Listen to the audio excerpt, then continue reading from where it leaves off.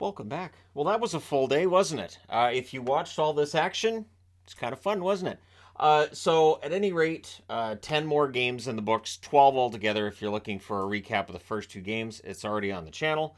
There was other video stuff I wanted to do today, but yeah, it was overlapping hockey the whole way through. There wasn't much point in putting a board together. I've got the preview set, though, and I've got all the pucks set for the power rankings after this, so I am in pretty good shape here. So, we're going to start things off with the Nashville Predators and the Vegas Golden Knights. It was Lankinen versus Thompson, early press by Vegas. The shots are 3-1 in their favor at 3.5 minutes, but Forsberg ends up opening the scoring for Nashville at 4:45. Vegas tries to answer. Amadio can't bury one in close. There's a press by Nashville at 9 minutes. Glass was denied as they press some more, and then Lauzon gets his first goal of the season from Granlund and Favreau at 11:12. Vegas, though, they don't give up. They look to answer.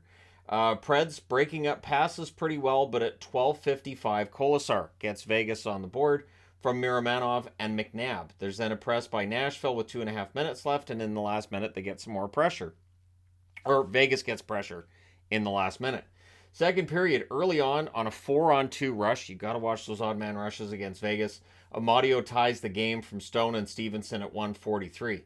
Vegas then looks for a lead. They press at 5.5 minutes. Thompson holds on to a Nino Niederreiter chance. Kessel fires one wide on a rush, and then Smith. Smith scores from Kolesar and Carlson at 8:53. We then had a fight between Trennan and McNabb. McNabb got 5 and a game for a hit on Jankowski. That's why Trennan dropped the gloves with him. Did not like the looks of that hit. So Trennan got 2, 5, and 10 because he instigated the fight. So it becomes a 4-on-4 and then a Preds power play, and it's all just kind of a mess. Everything gets killed off there. Predators, they'll go back to the power play. That was killed off. Thompson holds after. Sissons has a shot that's blocked, but after 2 periods, the score is 3-2 in favor of Vegas. Third period, Jankowski had not returned in the third period. Shots are 3-1 for Vegas at 4 minutes, and they just wear him down. They just keep coming. Stevenson scores from Stone at 4:41. Granlund then couldn't tip in a response chance that he had. Vegas presses at 6 minutes. Then they get a power play. Nashville kills that off. There's a press by Nashville at 9.5 minutes left, and eventually they get one. It's Forsberg scoring from McDonough and Sissons at 11:41, and then Nashville is seeking the tie. They get some more pressure with 6.5 minutes left. Jeannot was denied twice by Thompson. Goalie pull with 1:35 left. With 1:10 left, it becomes a 6-on-4 due to a power play, and they score during the 6-on-4. It is Forsberg, so he gets another one.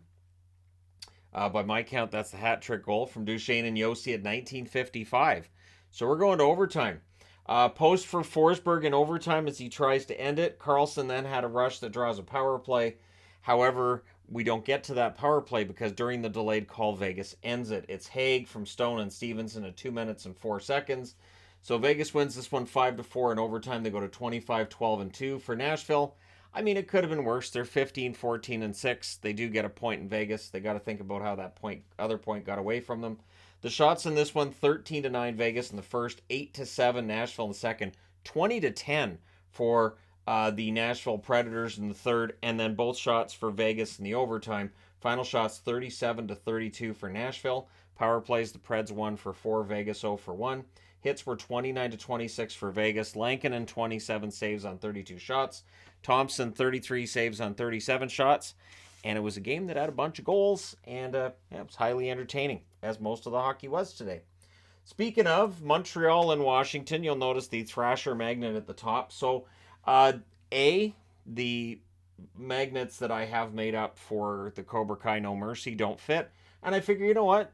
Losing by 7 goals is a thrashing. So I can use a Thrasher's magnet for this. If it's a 5-goal victory, well, you can use the Cobra Kai magnets.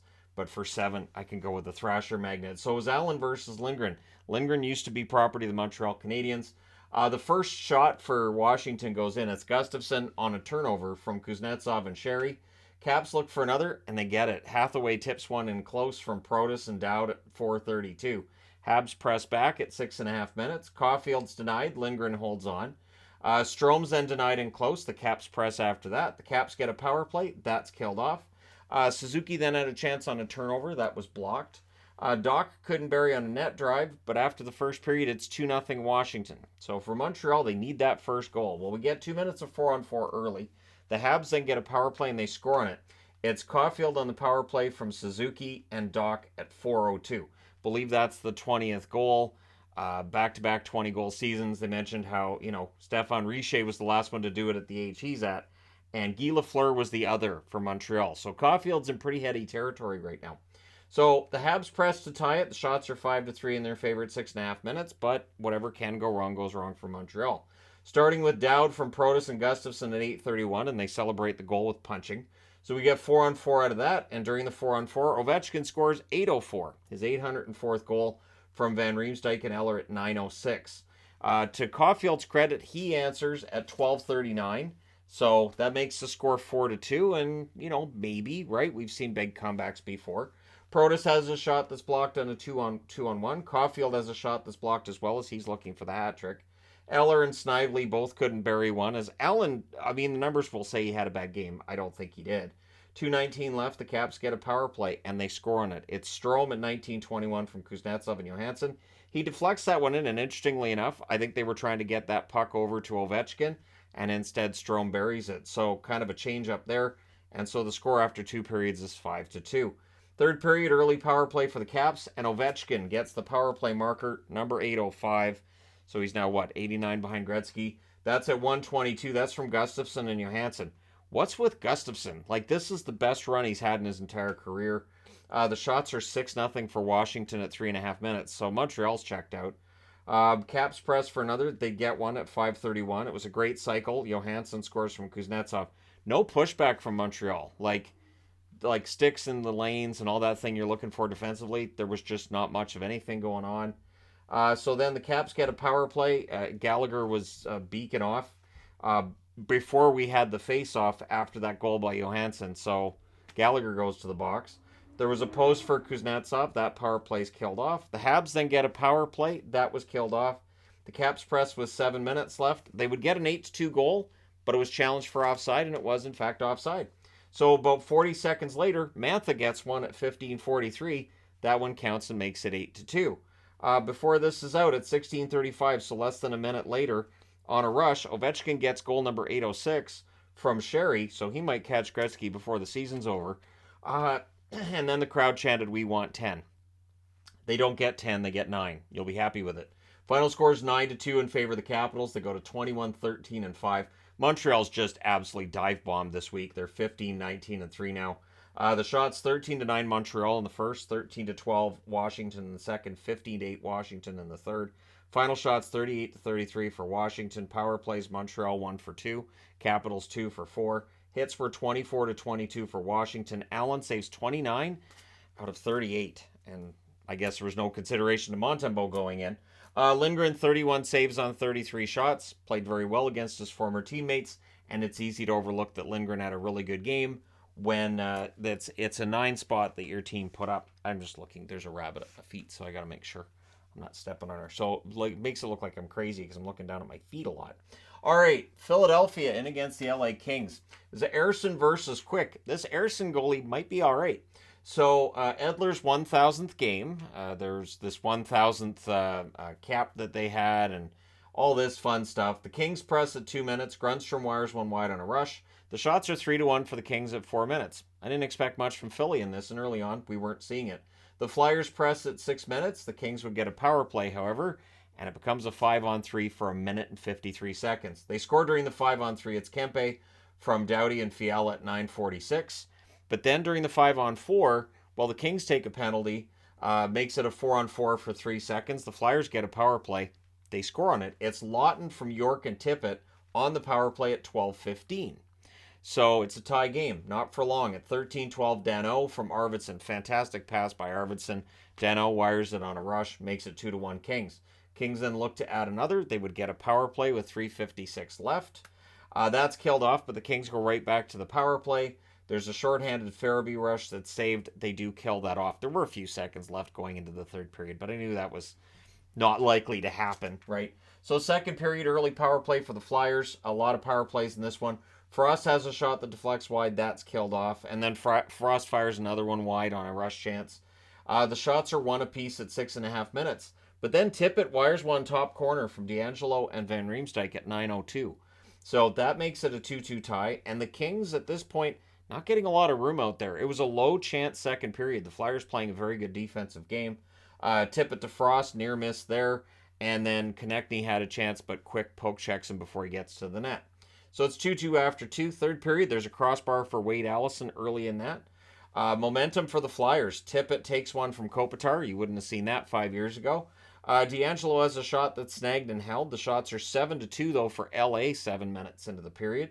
Van Riemsdyk's denied from the slot. The Kings get a power play. That leads to a shorthanded goal. Noah Cates gets that at 13:01, and then the Flyers do the important thing, finish the kill. Konechny has a rush chance this blocker to side with 3:36 left. The Flyers get a power play. So this is tough, right? You're down by one, and now there's a power play. There's a shorthanded 2-on-1. That's broken up. The power play is killed off. They pull the goaltender with 1:30 left. That allows Konechny to hit the empty net at 19:33. Your final score is 4-2 for the Flyers. They go to 13-17-7 with the win. The Kings 21-13-6 with the loss. The shots in this one: 11-10 LA in the first, 7-5 LA in the second, 11-8 LA in the third. Final shots: 29-23 for the Kings. Power plays: Philadelphia 1 for 3, LA 1 for 5. The hits: 38-20 for LA. Ersson, 27 saves on 29 shots. Quick saves 19 out of 22. So, yeah, Ersson, not bad. For a goaltender who had like the worst stats in the league coming into this game, I think he improved them. That's one thing with the small sample size, right? All right, next up. Arizona in against the Tampa Bay Lightning.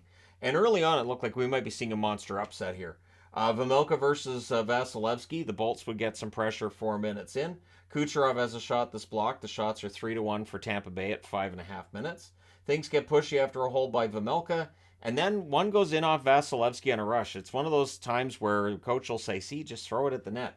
Boyd gets credit for the goal from Keller at 6 minutes and 12 seconds. And then Fisher makes it 2-0 from Ritchie and Hayden at 6:46. And then the Coyotes get a power play. So this is where it looks like this could get really ugly. But Tampa Bay kills it off right after that power play. You can see the shots were 10-5 for the Coyotes, but this is where Tampa Bay starts their comeback. Point scores from Kucherov at 10:53. They get some momentum. They look to tie it. There's a power play for Tampa. Hedman fires one wide. The Coyotes clear it out. They end up killing that off, but it was a dangerous power play for the Tampa Bay Lightning. Shots even up as the Bolts continue to push looking for the tie. But in the last minute, there was a press by the Coyotes to answer that. So we're going to the second period with the score 2-1 for Arizona. Early press by Tampa. The shots are 2-0 in their favor at 4 minutes. Things get pushy after a hold by Vejmelka. The Coyotes then press at 6.5 minutes. Paul had a rush chance that was defended by Valimaki. Hagel has a shot that's saved as Tampa Bay presses. Then there was a post for Kucherov on a rush. Kucherov must have enjoyed that because he hit the post at least twice that I saw tonight. So the next shot for Kucherov ends up getting fired wide. So he had some almosts tonight. Bolts dominating in zone time, but again, they're down by one. The Bolts tie it, but there's an offside challenge. That offside challenge lasted maybe 10 seconds. It's almost as if when they picked up the headset, Toronto said, yeah, it's good. And that was it. Because it counts. And so that means Tampa Bay goes to the power play. So the goal, Sergachev from point and Hedman at 10:44, and then they score on that power play. It's Stamkos with goal number 498. He's 2 away from 500. Hedman and Kucherov with the assists at 11 minutes and 12 seconds, and he wired it. It's a one-timer. So Tampa Bay has the lead. But before the period's out, Bjugstad answers at 12:44. That was only the fourth shot of the second period for Arizona. Doesn't matter how many. It's just, you get that goal and it doesn't matter. So post then for Kucherov again. Bolts would press after that. And then at 18:59 before the period's out, Killorn scores to restore the lead for the Tampa Bay Lightning. So we're going to the third period. Bolts had the early jump. Things get kind of brawly as the Bolts get the power play. We had a fight between Josh Brown and Maroon. And so Tampa Bay keeps the power play anyways. Hagel scores on it from Hedman and Stamkos at 4:26. So that's your insurance goal, makes it 5-3. Stamkos was then denied on a fast break. The Coyotes score, but there's an offside challenge for that, and yet goals offside. Goalie pull with 1:37 left. They're not able to generate anything. Tampa Bay ends up winning a scary one, 5-3. They go to 23-11-1 with the win. Arizona's 13-17-5 with the loss. The shots in this one, 13-12 Tampa in the first, 13-8 Tampa in the second, 11-9 Arizona in the third. Final shots, 35-31 for the Bolts. Arizona goes 0 for 1. Tampa Bay goes 2 for 3. The hits are 25-24 for Tampa. Vejmelka saves 30 out of 35, and Vasilevsky saves 28 out of 31. So, yeah, Tampa Bay survives that scare against Arizona. She nipped at my foot there for a second. Anyways, next up, maybe I'll have like a rabbit cam while I do the recap so you guys can see where she is at my feet. Nah, we won't bother with that. All right, next up, last one on this board is Minnesota in against St. Louis. I guess then I could throw that on the TEG channel, and then I could double post the same kind of thing. All right, so Fleury versus Binnington in this one. Good back and forth early on. This was an entertaining game. More entertaining, I would think, if you're a Wild fan than a Blues fan. Fleury giving out some rebounds early on there. Reeves is denied. Reeves had one of the best opportunities for Minnesota. Formerly a St. Louis Blue, of course. The Blues press at 4 minutes. Eventually, Rosen ends up getting a goal. He's on a 3-game goal-scoring streak. He scores from Kyrou and Thomas at 5:41. The Wild, though, they press to answer. Dewar couldn't bury a rebound. Saad had a sharp angle shot that was saved for the Blues. Blues get a power play. That's killed off. And then Dumba ties the game. He scores from Zuccarello and Steele at 13:02. It was a great pass by Zuccarello when he buries it from the slot. 41 seconds left. The Wild get a power play. So that rolls over into the second period. The Blues finish killing that.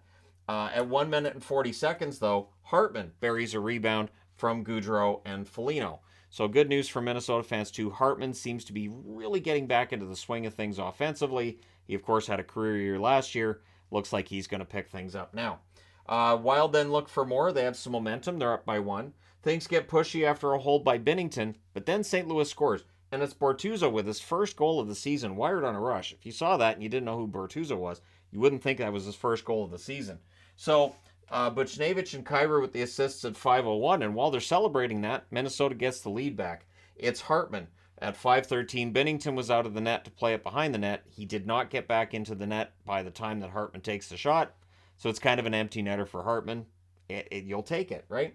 So Minnesota's right back in the lead, and the shots are 7-1 for Minnesota, 7.5 minutes into this period. Tarasenko took a puck to the hand in the first period. They announced during the second he would not return. That's a huge loss for St. Louis, either from the perspective of as a scorer or as a potential trade chip if he's going to be out for a while. Wild press, that draws them a power play. Spurgeon fires one wide. That's killed off.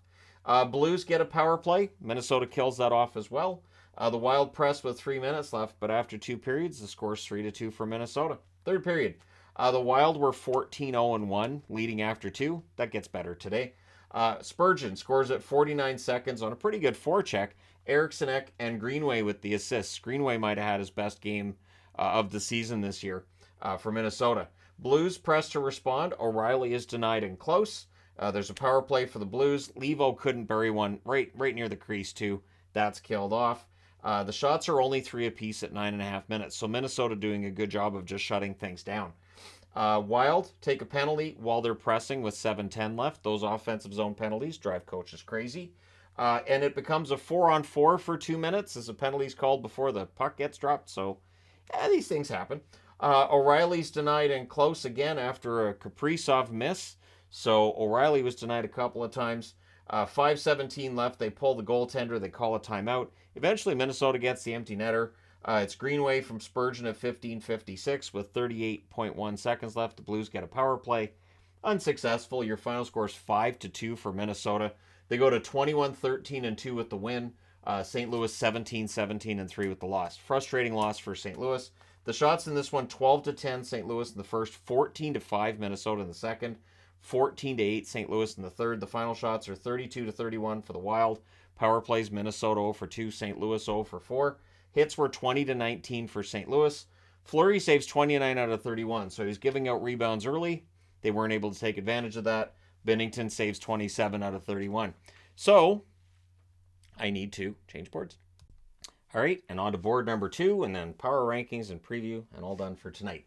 Starting off with Ottawa in against Detroit. So this one was Talbot versus Hellberg. Now, Hellberg, of course, was Ottawa property, so awkward. Early press by Detroit. Senators get a power play. Stützle has a stick that breaks, so the Wings clear it out. That's killed off just the one shot. Wings then get a power play. That's unsuccessful. Senators press at 9.5 minutes. Eventually, they get the first goal. It's Watson from DeBrincat and Batherson at 10:36. The shots are 5-4 in favor of the Senators with 7.5 minutes left. Both teams doing a very good job of blocking shots in the first period. Kelly has a tip shot that's held, and then Giroux puts one in off Hellberg's shoulder at 15:27. Stützle and Tkachuk with the assists. The Sens then press for another. Lucchini has a blast that's saved, and there's more pressure by Ottawa. 1:04 left. The Wings get a power play. So after the first period, it looked like, yeah, Ottawa's on the road. They're going to win this. They're going to go above 500 again. Second period, the Sens finish the kill. Then there's a post for Seider. Sens rush. Sens press at 6 minutes. Moritz Seider defends a 2-on-1. And then Suter scores from Raymond at 8:42. It's a one-timer from the slot. That gets Detroit on the board. It's 2-1. Then there's a post for Pinto. Oh, I also wanted to throw in, when the Sens went up 2-0, I mumbled to myself, Detroit's not going to make this a thing, are they? Where they go down and then they're coming back. So the Sens press with 8.5 minutes left. They get a power play. It's a 4-minute too. But then, while that power play is unsuccessful, we end up with a 4-on-4, and the Wings end up with a power play after that. Tkachuk has a rush that's defended with 2:08 left. Ottawa gets another power play. DeBrincat was denied during that, and it's killed off. So we're going to the third period. Ottawa's ahead 2-1. That lead doesn't last. Raymond tips a point shot in at 1:18 from Mata and Berggren, and then a minute and 18 later at 2:36, Soderblom buries one from the slot from Veleno and Wallman, and then Talbot misplays one behind the net, and at 3:13 Rasmussen puts it in. It's suddenly 4-2 in favor of Detroit. And so this is where confusion takes over, confusion about whether or not Ottawa was calling a timeout or whether or not they were going to change goalies. But in the end, it was just basically shock. So Gambrell's then denied from the slot. The Sens press with 9.5 minutes left with 3:23 left. Too many Sens on the ice. Yeah, it was pretty obvious once Detroit was up 2 goals that Ottawa was basically done. So that's killed off. They pull the goaltender, but the Sens really didn't get anything set up. Your final score is 4-2 for Detroit. They go to 16-12-7 with the win. Ottawa 16-17-3 with the loss. The shots in this one, 11-6 Ottawa in the first, 7-2 Detroit in the second, and 12-10 Detroit in the third. Final shots 25-23 for the Wings. Power plays, both teams 0 for 4. The hits were even as well at 31 each. Talbot saves 21 out of 25, and Hellberg saves 21 out of 23. Beats his former team. So, not too bad of a run for Hellberg right now, is it? All right, next up, Toronto in against the Colorado Avalanche. So, I saw that McKinnon was back, and I thought about doing a news video on that, and I thought, nah, it's hockey all day. We could discuss it in the recap and see if it has a positive impact on the Colorado Avalanche. The first game back from an injury can be tough, and I think that's kind of what we saw today. So it's Murray versus Georgiev, and as I said, McKinnon back in the lineup. Early jump for the Avs too. But then Matthews fires one wide when they start getting some pressure, and the shots are 4-2 for Toronto at 4 minutes. And Marner opens the scoring on a rush. It was a really nice deke move by him to set that up. Yarncroke and Tavares with the assists at 6:51. The Leafs look for another. They have momentum, and they get it. During a delayed call, Engvall scores from Kampf and Kerfoot at 9:27. So there's that depth scoring for Toronto as well. The Avs then get a power play. Lehkonen has a shot that deflects wide. That's killed off. The Leafs then get a power play. It's killed off. And then Compher wires one from a distance. It's one of those ones that you look at and go, couldn't the goalie have saved that? So Compher gets it from O'Connor and Rodriguez at 17:28. But the Leafs look to answer. So at moments when the Leafs have been more fragile, they fold. In this one, not the case. So second period, early power play for the Leafs, and they score on it. At 34 seconds, it's bunting from Tavares and Matthews. The Leafs then go back to the power play. That's killed off. They get another power play. That's killed off. I think that was the end of the power plays. I think that's all 4. However, Colorado, after all those kills, they get a goal. It's Taves from Compher and Malgin at 9:45. Malgin, former Maple Leaf. The Leafs press to answer. McKinnon has a rush chance. That's defended. Englund fires one wide on a rush. Nylander has a rush chance. Makar breaks that up. However, Matthews, he just outweights Georgiev. It was filthy. Scores from Nylander at 15 minutes. And then 24 seconds later, Brody scores unassisted. So at 15:24 of the second period, Georgiev's night's done. And Johansson goes in. Avs press with 3.5 minutes left. Rantanen misses one wide, but the Avs go to the power play. Newhook couldn't bury one, and that power play is killed off. So after 2 periods, the score is 5-2 for the visitors. Third period, the Avs press at 2.5 minutes. Then there's a near miss for Aston Reese. Malgin has a shot that deflects out. The shots on net are only 2-1 for Colorado at 6 minutes. So good defensive period of hockey by Toronto here. Avs press at 6.5 minutes. They end up getting a power play as well. Toronto kills that off. There was a crossbar for Kerfoot, former Avalanche, of course. Goalie pull with 5 minutes left because why not? It's in vogue today to pull the goalie early, and so it's in vogue to score the empty net goal early. At 16 minutes and 11 seconds, Bunting scores from Nylander. Before the game was done, Jacob McDonald, defenseman for Colorado, hits the crossbar. But in the end, if that had gone in, it wouldn't have mattered. Your final score is 6-2 for Toronto. They go to 23-8-6 with the win. Colorado 19-13-3 with the loss. The shots in this one, 13-6 Toronto in the first, 15-12 Colorado in the second. Both teams had 7 shots in the third. Final shots, 32-28 for Toronto. Power plays, Toronto 1 for 4, Colorado 0 for 3. The hits, 24-13 for Colorado.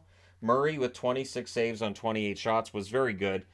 Georgiev 19 saves on 24 shots, and then Johansson saved all 7 shots in relief. So does pretty well in relief, I guess, but in the end, it's a 6-2 loss against Toronto. And so that's a good bounce back after that setback against Arizona, right? All right, next up, San Jose in against the Dallas Stars in this one. So in the San Jose-Dallas game, we have Reimer versus Ottinger. Early jump for the Sharks in this one. Marchment blasts one high. The shots are 4-1 for San Jose at 5 minutes. And they score. At 5:13 is Barabanov with his 5th from Benning and Carlson. And then there's a power play for the Sharks. So this is not a good start for Dallas. They do kill that off, though. The Stars still flat, too, after that kill. It was just the Stars started out like they didn't know what time the game started, but they did get it in order when they went to the power play. Now, San Jose, with the best penalty kill in the league, takes a bit of a hit tonight. Pavelski scores on the power play from Robertson and Haskin at 10:22. Standard tipped shot in front by Joe Pavelski. He has perfected that over his career. Stars go back to the power play. So some problems with the taking penalties for San Jose, and they make them pay. It's Robertson finally getting one here from Haskin and Pavelski at 12:34. So the same 3 guys just combined in a different order. Robertson with a goal and an assist. And the momentum had definitely shifted to Dallas at that point. Then there's a power play for the Sharks. That's killed off. But after the first period, it's 2-1 in favor of Dallas. Second period, the Stars press at 1.5 minutes. The shots were only 1 apiece, 4.5 minutes in. Ferraro has a blast that saved. Meyer had a chance that was blocked. But then Lindblom, he gets a goal from Sturm and Vlasic at 9:03. So it's a tie game, not for long. Freddie Olofsson ends up getting his first NHL goal on a rush from Pavelski and Faxa at 10:45. So that's a pretty impressive goal for him. A good story, too, of how he reached the NHL. The Sharks press to answer. There's a near miss for Lawrence, but then the Stars get a power play. Heiskanen has a blast that's saved. Ben has a shot that's held. They do kill that off. That was the one kill San Jose had tonight. So the score after 2 periods is 3-2 in favor of Dallas. Third period, Myers denied early, like first shift early. Ottinger under fire early in that period. Sagan then has a blast that's saved with the mask of Reimer. Pavelski couldn't bury a rebound. The Sharks get a power play. That's killed off. Sturm then had a shot that was held after that. The shots 7.5 minutes in are 9-2 for San Jose. Dallas, again, not starting on time in the third period, but they do get it together. Fax has a rush chance that's saved. There's a press by the Stars at 9 minutes. With 5:48 left, the Sharks get their 4th power play, which leads to a shorthanded goal. Hintz scores that one from Ben at 15:18. It was a really good forecheck by Ben that got the puck, gets it to Hintz, and Hintz buries it, and then the Stars finish the kill. Goalie pull with 2 minutes left. That leads to Esa Lindell getting an empty netter at 18:47. Your final score is 5-2 in favor of the Stars. They go to 23-9-6 on the season, whereas San Jose drops to 11-20-7. The shots 9-8 San Jose in the first, 10-7 Dallas in the second, 14-13 San Jose in the third. Final shots 31-30 in favor of Dallas. Power plays San Jose 0 for 4, Dallas 2 for 3. The hits were 31-26 for Dallas. Reimer saves 26 out of 30. Ottinger saves 28 out of 30. Ottinger had a very good game, and Dallas, after not being great in the first half of the first or third period, they managed to find enough goals to overcome it. Nice victory. All right. Next up, Vancouver in against Calgary. So I'm wearing Calgary because once it was 3-0, once it was 2-0, I knew Vancouver wasn't likely to come back in this. This is a very dysfunctional team right now. So it's Martin versus Markstrom. Mikheyev has a shot that's held on a 3-on-2. The Flames get an early power play. Kadri has a blast that's held. Dubé has a near miss on a net drive. It's killed off, but it managed 4 shots. I think they would have at least had one power play goal if not for the play of Spencer Martin, who was very good in this one. Shots are 10-4 for Calgary 6 minutes in, so they're all over the Canucks. Pettersson fires one wide on a rush. Josh was denied on a turnover. There was a power play then for Vancouver. They cycle. The Flames kill it out. It's killed off. The Canucks press with 3.5 minutes left, but after the first period, there's no scoring. Second period, Bear has a shot that's blocked, and then a turnover and a 2-on-1, and Calgary opens the scoring. It's Lindholm from Toffoli at 1:21. Flames, they look for another. The Canucks will get a power play. Horvat has a tip shot that's held. Back-to-back clears by Calgary, end up killing it off. Canucks go back to the power play. Backlund clears to start it, which tells you where this one's headed. It's headed in their net. It's another turnover. It's another 2-on-1, and it's in the net. At 9:32, Coleman from Anderson and Weegar. The Flames finish the kill. No shots on net for Vancouver on that power play. The Canucks get a power play after that, and I wrote in green next to it, decline it. I didn't think that the Canucks power play was doing them any good tonight. So it's cleared right away again. It was a terrible power play. There were no shots again. And then Weegar scores from Tanev and Kadri at 14-17. But Sheldon Dries answers. He bats one out of midair into the net at 15:28. So a little over a minute later, and he makes it interesting again. 2:30 left. The Flames get a power play. That's killed off. Just the one shot allowed. So Vancouver had a good penalty kill. That was the end of the penalties. So we go to the third period.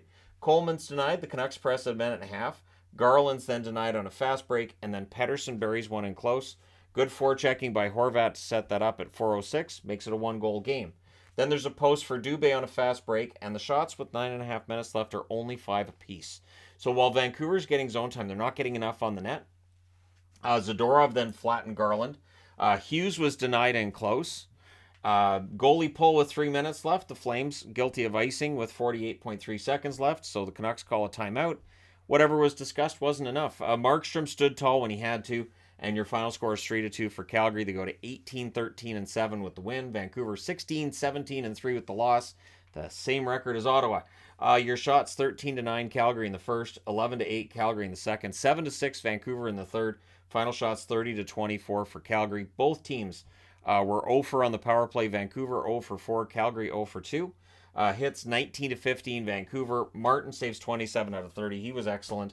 Markstrom saved 22 out of 24 and came up with big saves when he needed to.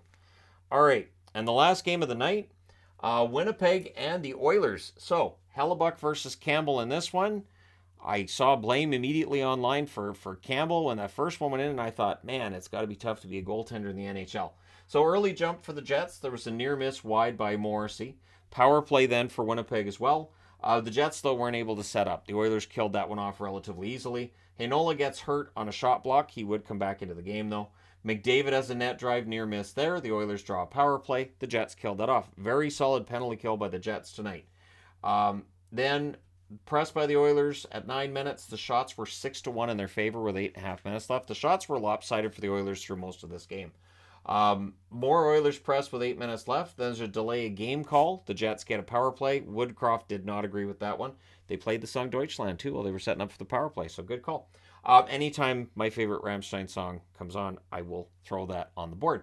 So on the power play, Pionk, maybe inspired by that song, gets a power play goal from Connor and Dubois at 15:44. It was a good cycle and it was a one-timer, and all of a sudden it's 1-0 Jets, a team that had been outplayed through most of that first period. Jets, though, they do press with 2.5 minutes left. Now that they had the lead, they had some momentum. But we go to the second period. The Oilers get a power play. Barry has a shot kicked aside. Ryan Nugent-Hopkins has a shot that's blocked. They cycle, but that's killed off. The Jets then pressure at 6 minutes. Pionk is denied from the slot. McLeod then fired one wide as the Oilers would press back. The shots are 9-4 for the Oilers with 9 minutes left, with 2:24 left. The Oilers get a power play. That's killed off. The Oilers press after it's done.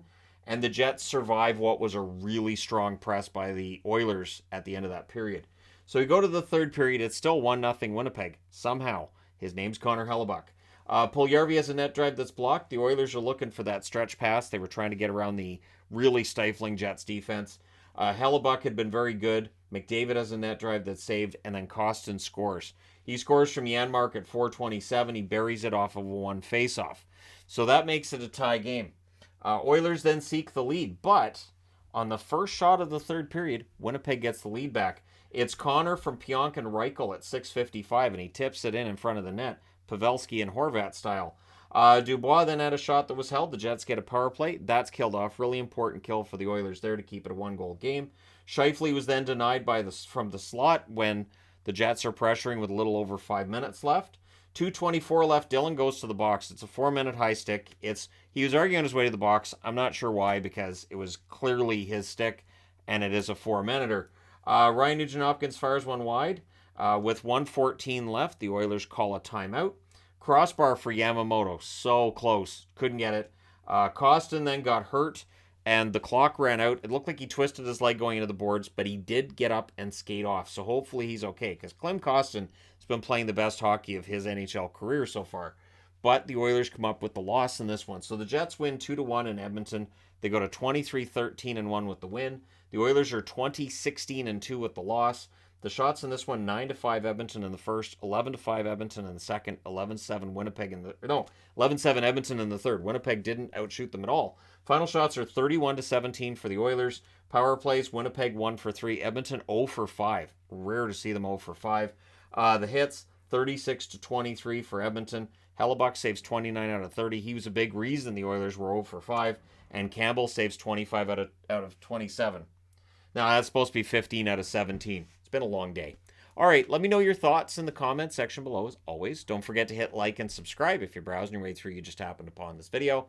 Thank you guys so much for watching, for all your support. I will talk to you again soon.